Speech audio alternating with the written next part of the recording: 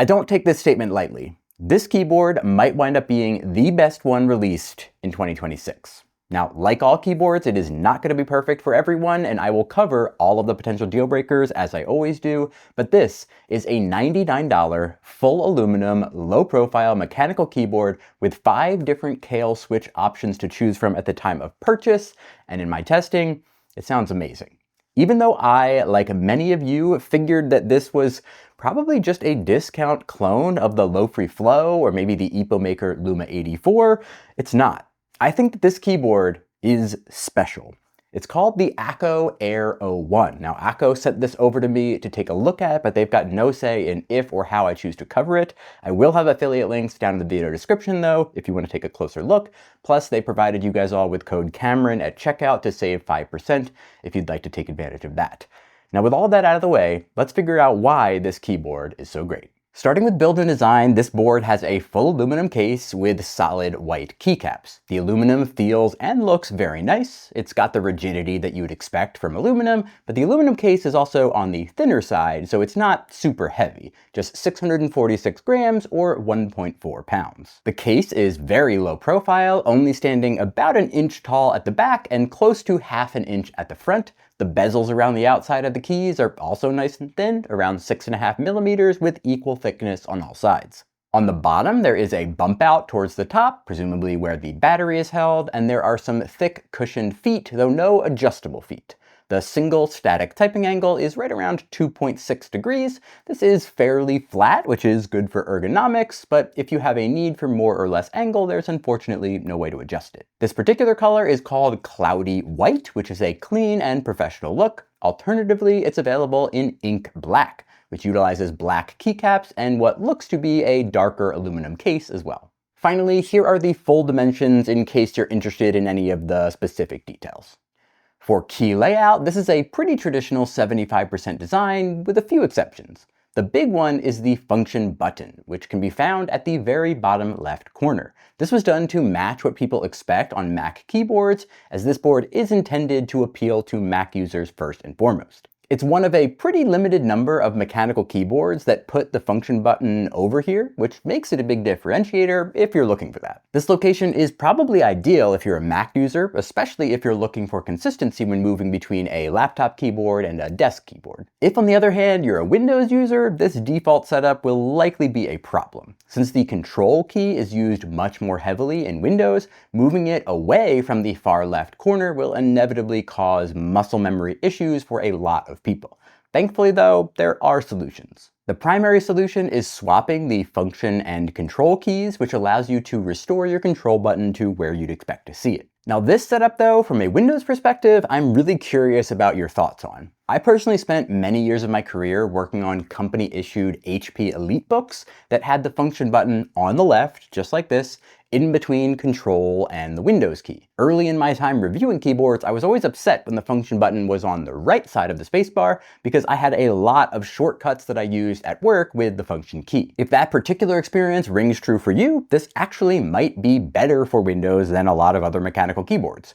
If, on the other hand, you really want that function button on the right, you can absolutely move it via software, but you'll either have to leave the incorrect keycap on or use one that's the wrong size. So there's trade-offs. Since I don't use the function button nearly as much in my new life as a reviewer, let me know which of those locations you prefer as either a Mac user or a Windows user, because I'm really curious what overall preferences are out there in the market. Continuing on, the function row is another example of the Mac theming, with all of the functions matching directly to the latest Mac keyboards. This means that there is a really nice selection of media controls and other basic functions. However, the really surprising thing to me is that the Windows setup is kind of completely misaligned. Now obviously some Mac features don't exist on Windows and the buttons will either do nothing or do something different, but what I think is pretty inexcusable is the fact that the media control icons and the volume controls shown on the keys match to the default Mac setting, but not the default Windows one. You can fix this in the customization app, but you really shouldn't have to. These should match up, especially since there are no alternative keycaps to swap in for this Windows layout. Beyond the function row are options for print screen, insert, and a backlight control button. Notably missing here is a delete key, which is something that I hate to live without, even on Mac. In my testing period, I changed the backlight key to delete, and I would probably recommend everyone do the same. Finally, down the side is a full complement of home and page up and page down, which is always super useful to have. Ultimately, as I said, this keyboard is a pretty standard 75% size, but they did make some interesting decisions that differentiate this board, possibly for the better, possibly for the worse, depending on your operating system and how you use it. Moving over to the typing experience, we'll start by looking at the keycaps. They're made of PBT plastic and have a concave design that I really like the feel of.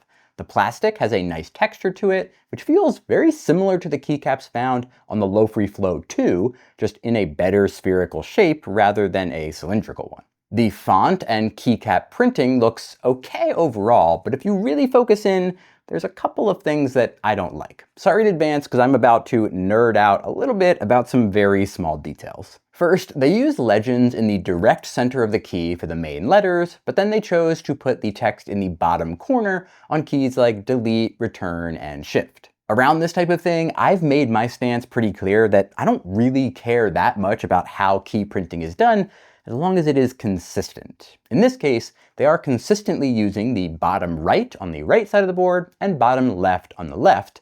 But then there's print screen, insert, and the backlight key, which are in the center again.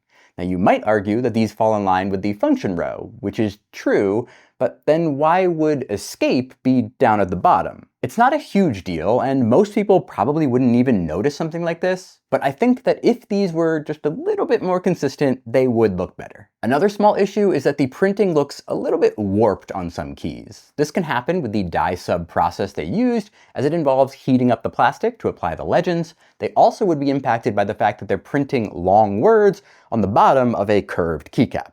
You can probably see that not all of the words look perfectly straight. It's not terrible, but it is noticeable. Finally, the alignment of the words is also a little bit interesting. At first, I thought that some were simply higher up by mistake. You can see that the right option key is a bit higher than the right command key.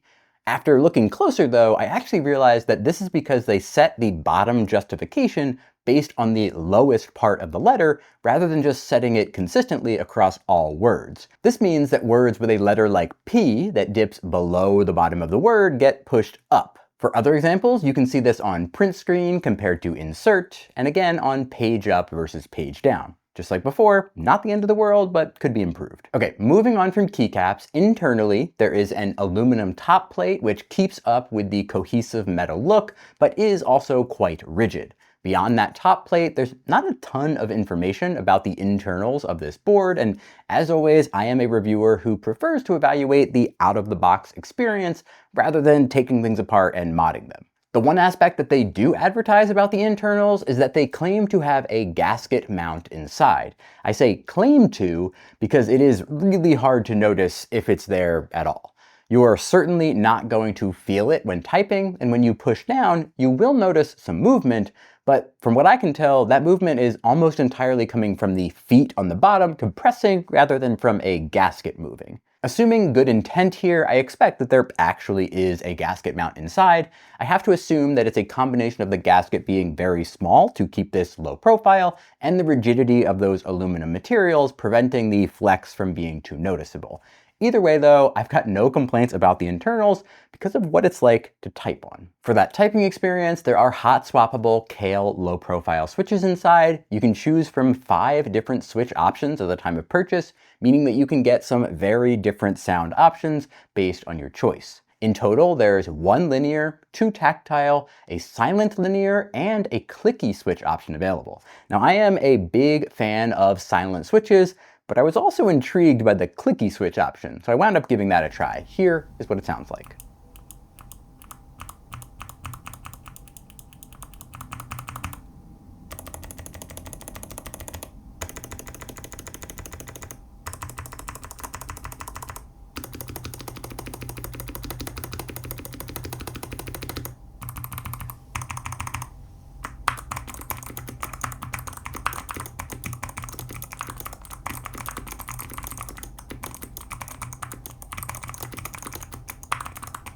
Starting with these Clicky Kailh summer switches, these are a very different experience to what I'm used to. Typing is light and easy with a noticeable tactile bump and that classic clicky sound that you either love or hate.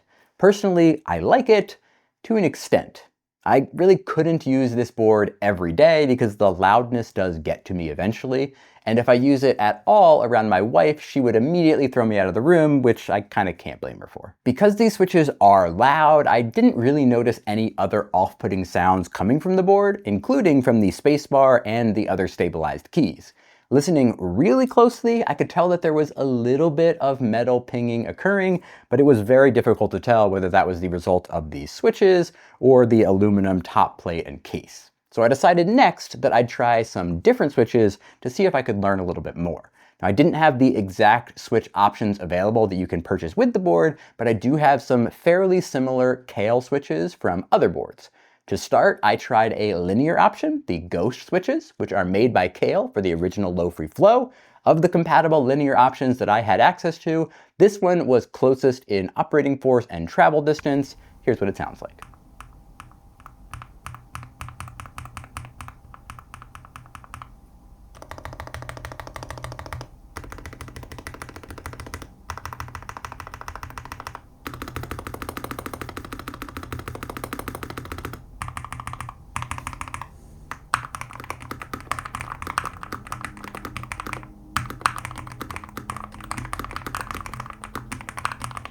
Now keep in mind, these are not the exact switches that you would receive, but instead they were ones that I've used before and therefore had some expectation of what they would sound like here. Regardless of that prior experience, I was shocked by how good this board sounded with the Ghost linear switches. It is stocky and solid and truly one of the better keyboard sounds that I've heard in a minute. Searching for any off-putting sounds, I did notice that, once again, there was a very small amount of pinging. Now that I've heard it in similar spots on both switch types, I'm fairly certain it's coming from the board and not really from the switches. But either way, this board with linear switches is a really great option if you prefer a smooth feel with no tactile bump. Finally though, I wanted to try a silent option. Not only because silent switches tend to be my favorite, but also because it should really let us isolate any off-putting sounds coming from the board itself.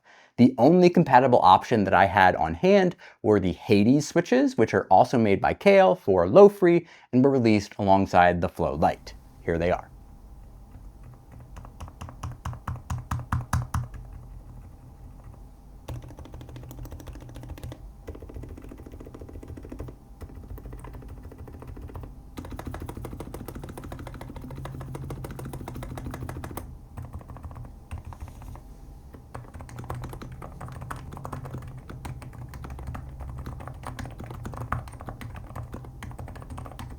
Once I put these silent switches in place and gave them a try, that is when it finally clicked that this board was something special. To put it simply, a $99 aluminum keyboard has no business sounding this good.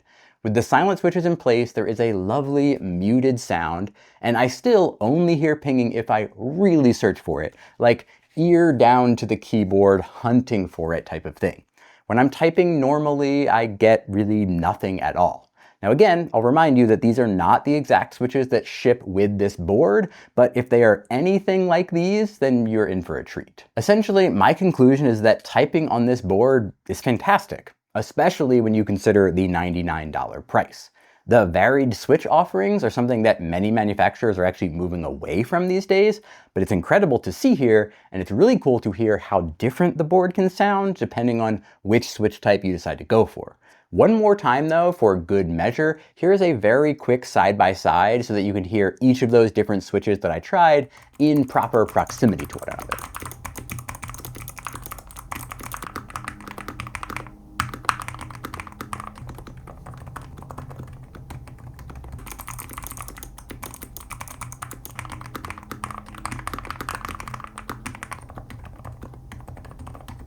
Comment down below which of those sounds is your favorite. Now moving on, for connectivity, there is a switch on the back of the device for toggling power and one for switching between Mac and Windows modes. The switch isn't in a great spot, just like I called out on the Lofree Flow. Unless you've got really skinny fingers, you're probably going to have to pick the keyboard up in order to turn it on and off. Once you've got it on, this board has 3 Bluetooth 5.0 connections, an included 2.4 gig USB receiver, and can work in a wired mode as well. You swap between Bluetooth connections using function plus E, R, and T. Personally, I wish that they just stuck with the sort of industry standard of using function with 1, 2, and 3. I kind of speculate if maybe the firmware that they used is shared with some smaller boards that don't have a function row. That's really the only thing I can come up with of why you would choose to use E, R, and T, which are a little bit unusual. Either way, Bluetooth worked without issue for me. The 2.4 gig USB receiver also connected straight away, and you can use it with this included USB-C adapter as well if you need. Unfortunately, there's no advertised polling rates for the receiver or for the wired connection. Typically, I would assume that they would be 1000 Hertz, but it could potentially be lower. So even though there is support for things like SnapKey and the software, this probably isn't going to be your ideal gaming keyboard, but it should work just fine for some casual games alongside normal office work or web browsing. For customization, this board uses the Akko Cloud driver. This is a web-based customization tool. It's a bit slow to boot up, and then there's some weird visual issues that I encountered at times, like these flickering words you can see on the screen. Once it stops flickering, it's not the most robust piece of software, but it accomplishes the basics like swapping out key behavior, including adding in macros. There are backlight controls if you prefer to use software instead of key commands. Plus you can change a couple of settings like debounce and sleep to wake. The latter is probably the most important one to take a look at. This board goes to sleep rather quickly, and it takes a second to wake back up. So if that becomes an issue, you should definitely pop in here and extend it out to a point where it doesn't interrupt your day. For backlighting, there's full RGB with 19 different effects. You toggle between them using function plus the light control key at the top right. Included within those 19 effects is one that is completely user-defined in the software, which is cool if you're interested in making some sort of specific custom light pattern for your board. In addition to the backlighting, there is also the RGB light strip at the top of the board. This has 6 different options and can also be turned off if you don't like it. It unfortunately doesn't have any useful features like indicating caps lock, pairing modes, or charging statuses, but one interesting note is that the light from the strip also shines through at the back on the buttons, which can kind of look cool in certain instances. For battery, there is a 4,500 milliamp hour rechargeable battery inside. That's a good sized battery, but unfortunately, there's no published battery life data on the website. Based on my own testing, I'd estimate that you can get around a week of regular use with backlighting turned on, and probably 2 to 4 weeks with backlighting turned off, but those are estimates, so please don't quote me on it. As you're using the board, if you want to check on your battery level, you can press and hold function plus spacebar, which lights up the number row based on how much charge remains. Every keyboard should have something like this. It is really, really useful. For value and pricing, this board retails for $100 or $95 if you use code Cameron. That is not cheap per se. You can always find a keyboard for under $100. However, this is one of, if not the cheapest, full aluminum low profile keyboards on the market. It is definitely the cheapest that I have reviewed to date, just barely edging out the Epomaker Luma 84 by about $10. Just based on that alone, you know that this keyboard will be a compelling option for people looking for a value aluminum pick. But let's compare it to some other alternative options. First, there's that Epomaker Luma 84, a $110 aluminum low profile keyboard that I honestly thought might just be identical when I first unboxed the Akko. After a closer inspection, they are close, but definitely different. The case is thinner around the sides and bottom and thicker at the top. It uses a different design on the bottom, and the screws that hold it together are completely different as well. Both have a light bar on top, though on opposite sides. The Epomaker is slightly taller at the front and back. The keycaps are a lot busier with alternative functions labeled on many of them. They also have 2 purple accent keys, though they do provide full white options in the box as well. Finally, the typing is not nearly as good on the Epomaker, so if you are between the two, Akko is definitely the way to go. Another similar looking keyboard, and really the original board of this particular design, at least as far as I know, is the Lofree Flow. A lot of people love this keyboard, and when I reviewed it, I had a ton of complaints. If this is the direction you decide to go, I do urge you to watch my review video first. Comparing the two though, the aluminum case looks very similar, even down to the screws around the edges. The length and width are both just slightly smaller. It sits a bit higher at the back and lower in the front, giving you a steeper typing angle. One of the biggest trade-offs is that you don't get to choose your switches though with Lofree. On the bright side though, the price of this board has come down significantly since the release of the Flow 2. It's gone from $160 originally to $120, bringing it to a pretty close range with the Akko. Once again, I would go with the Akko over the Lofree, but the typing on the Lofree is at least much closer, so I wouldn't blame you for going for the Lofree if you're looking for a great typing experience, as long as you know about all the potential deal breakers. The final aluminum comparison I have is the Acoustics Magi 75. This board is even more expensive, $140, but it's got a solid build and an excellent typing experience. It comes in a pretty cool travel case, which is definitely a good addition, but even though I really like this board, I don't know if I could be convinced that it's worth the 40% price increase. Finally, if you're willing to look outside the world of full aluminum cases, check out the $100 Newfie Node 75, which is one of my top value recommendations currently, or the $110 Keychron K3 Ultra, which has some cool wood accents and is a solid keyboard as well. Overall, across all of the alternatives, I don't think you can go wrong with the Node 75 or just sticking to the Akko, but I'll link to my videos on all of these different alternative options in the video description if you want to learn more. For the differentiators and deal breakers, this features a full aluminum case while still being nice and low profile. The typing experience is excellent. The fact that there are 5 different Kailh switches available, including a silent option and a clicky option, is incredible. Plus there is no price change associated with any of those switch options, which you really love to see. The layout is specifically designed to work for Mac users, and I really can't imagine a Mac user having many complaints with it. On top of that, the function button on the left might actually be preferred by some Windows users as well, as I described, though they will almost certainly want to swap it with the control key first. The keycap shape and feel are excellent. Finally, the price. This is one of, if not the cheapest full aluminum low-profile keyboards on the market, which is pretty insane for how good it is. However, this board is not without potential deal breakers to consider. There are no adjustable feet. The power switch is a bit tough to reach on the back. Official battery life is unknown. Official polling rates are also unknown. Customization is acceptable, but it doesn't support open source options like QMK or ZMK. The alternative controls on the function row are definitely not ideal for Windows users.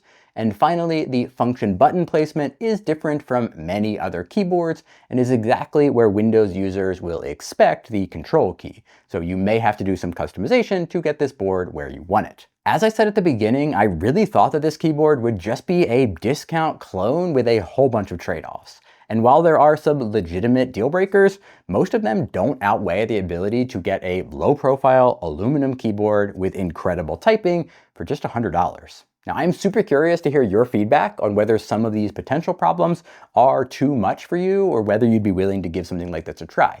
There's affiliate links down in the video description if you do decide that you're interested in picking one of these up. Don't forget that you can use code Cameron to save 5%. Thank you so much for watching. I'll see you in the next one.